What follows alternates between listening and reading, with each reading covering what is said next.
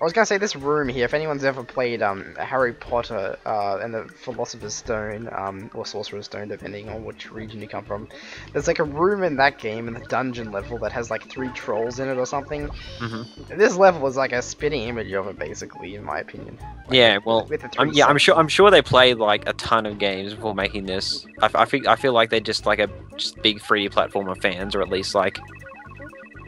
I don't know. I would really like to talk to someone from Magenta Studios. It's like, I mean, there are a lot of developers I like to talk to, but someone from Magenta Studios especially, because they seem like. Yeah, you wonder what happened to these people that made this game. Like, I wonder what they're doing like right now. Yeah. Probably sleeping because they come. Oh no, Yeah. no, they might not be. Yeah. But you know, like... but don't you feel that more so this game than other games? This feels like a bit like a fan game, if you know what I mean. It feels like doesn't actually feel like it's an actual like official game. It feels like just like a fan game, basically. It doesn't feel. No, yeah, I know what you mean. Like, after making Race Against Time, like it feels like they cut a lot of corners and that kind of thing, like what we did. With that, like you can see like the coding errors and you can see like the sloppiness of the controls and like I reckon that like that resonates with me kind of from when we made our game. Yeah, it feels like, you know, just like some couple of people making this in like Unity 3D or some crap like that. That's what it really feels like, in my opinion. Like, and I really like that. I really like it how it feels like that actually. But it feels like one of those like, you know, third-rate games basically. But it's a good third-rate game though. It's like they did everything right, despite the fact that, you know, it feels really cheap. It feels good anyway. It does. It's a yeah. Weird game though, isn't it? Like, imagine like Jim Henson, like when he created the Muppets, he's like, you know what? They'll never make a game with Robin where he has to go around and like kill all these monsters and rescue the other Muppets. Like that will never happen. God, that's not... Yeah, I know. It is a very bizarre choice for a game. Like, but I don't know. Like, I remember when I found when I kind of eventually found this game though, I remember thinking just how it was everything that I ever wanted in a game, basically. well, Like that's what I felt like when I found it. I was just like, okay, well, I really liked Robin of Race Mania, and I wish that there was a 3D platform with the Muppets, and I really like Spyro. I wish they could make a game that was exactly like Spyro. And then I found this game, and I'm like, oh, holy shit! Everything is like it.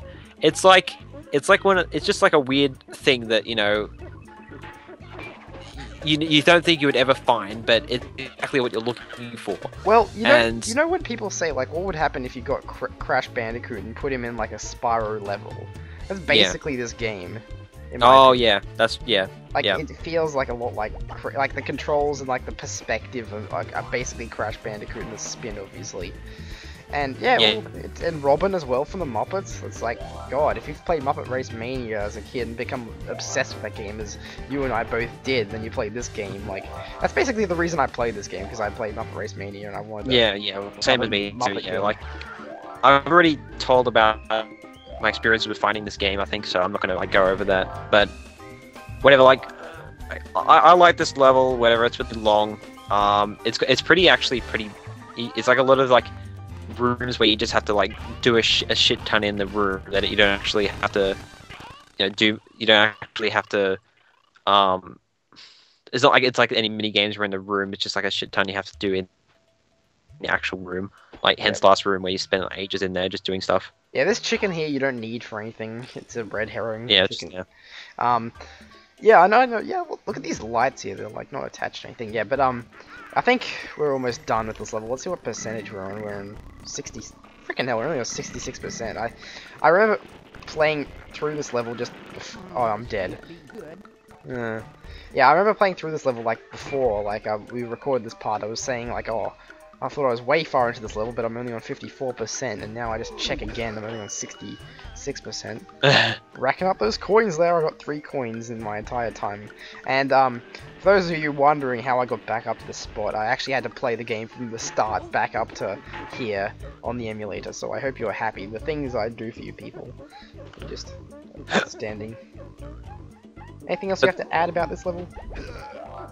Oh, just that it takes really long because there's a lot of patience in this level and stuff. Look at this. And a lot of like moving platforms and stuff. Look at this shit. Yeah, and the thing is, like, if you take a hit in this game, you get, another try. But if you fall down a hole, you're dead immediately. Like, I hate that. That's such a horrible, horrible idea. Yeah, no, I You give agree. people Yeah, no. second That's chances why on hits. that's something I wish they could have improved on.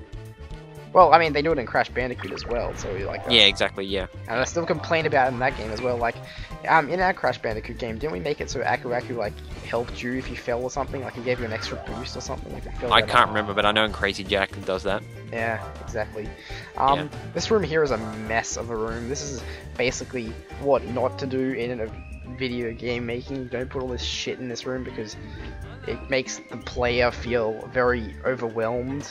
I know from experience because I've played this level. Especially with this game where like everything always feels really like, what's the word?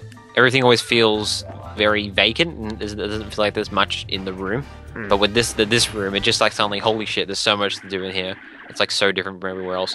I don't think we talked about this yet because we discovered it since then. But there's a game called Treasure Planet. It's Magenta Studios. Game called what? Treasure Planet. Oh yeah, Treasure Planet. Yes. Based on the Disney movie, obviously. Yeah. And basically, it looks exactly like this game. Like just the way the character moves, the way the levels look, the way that everything is. It's like the same engine. It's like the way you jump, the way you glide, everything's the same.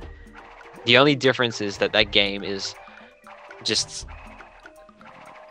it's just harder to play because like it has the levels. You think the levels are long in this game. The levels in that game, they take like the years. They take like 2 hours each, basically. Levels in this game. Yeah, they do. That game is a terrible game. I really don't like it. I mean, it's not a badly like designed, but no, sorry, it's badly designed. Sorry, but it's got the same controls and everything as this. It's just it doesn't do it as right as this game does. Yeah, basically, if you want to picture that Treasure Planet game, just picture that. Just think about it. The people who made that game modeled it after this game, right? And this game is ripping off stuff, so it's a rip-off of a rip-off, basically. That game is. Yeah, exactly. Yeah. If you want to think about it like that. I think the greatness about this game was just a fluke, just them just copying all the platforms and something worked. You could really tell that Magenta Studios are a very third-rate company. Like overusing. You can, yeah. You can really tell they're like a really newbie developers. It's like they're just like. Those like you got those like animated movies with like that have really low budgets. Well, that's what Magenta Studios is. Like sometimes like once in a while, you'll get some animated movies which are right, even though they got a terrible budget. But just most of the time, it's just like it just has to be a fluke, really. And Magenta Studios are just a low budget, like. Not very hard, very newbie developer. Exactly. It's like, oh, what the hell? I'm just having a terrible time today. I'm blaming it entirely on the gliding mechanics because he comes in at such a terrible angle on the glide. Yeah. Not like Spyro where he comes in perfectly like straight and stuff. He like angles himself down. Angus is much harder on this game, I think, but still. Angus is much harder on this game. Yeah, I think you're much harder on this game than I am. Oh, harder. Okay. Right, I thought you were gonna say something about like I thought you meant to say gliding is much harder. Oh, okay, right, yeah. Yeah, I'm much harder. I like it. It's got a certain charm to it, in my opinion. Yeah. The textures are nice. Like they spend a lot of time on the textures. Like look at those textures, especially for like 1999. Those are good textures. Well, I thought the textures are just kind of meh. I think they're good. Like they suit the style that the game is going for. This cartoony feel. But you know how like the makers of Enter the Dragonfly, right? They're really newbie. It's kind of like I feel like it's kind of like that. I feel like it's kind of like it's a really newbie company. Oh wait, you missed some stuff up there. Oh, I didn't. Oh, never mind. Sorry. Okay, forget it. I looked at the target. All right. So you know how like Enter the Dragonfly, right? They hired this really newbie company to do it, and all they knew how to do is basically just copy off Insomniac games, and that's all they try to do, which is good, which is what they should do. That's what they should be doing. Yeah, exactly. Yeah. But you can still tell it's third rate, and you can still tell they're really inexperienced with this kind of thing. And yeah, I know. You get that feeling with a lot of PS1, like 3D platformers, especially like Crystal Dynamics. Like they feel like a third-rate company as well. Oh yeah, but not so much. I feel like they're a third-rate company, but with a style, and it makes them seem not so third-rate.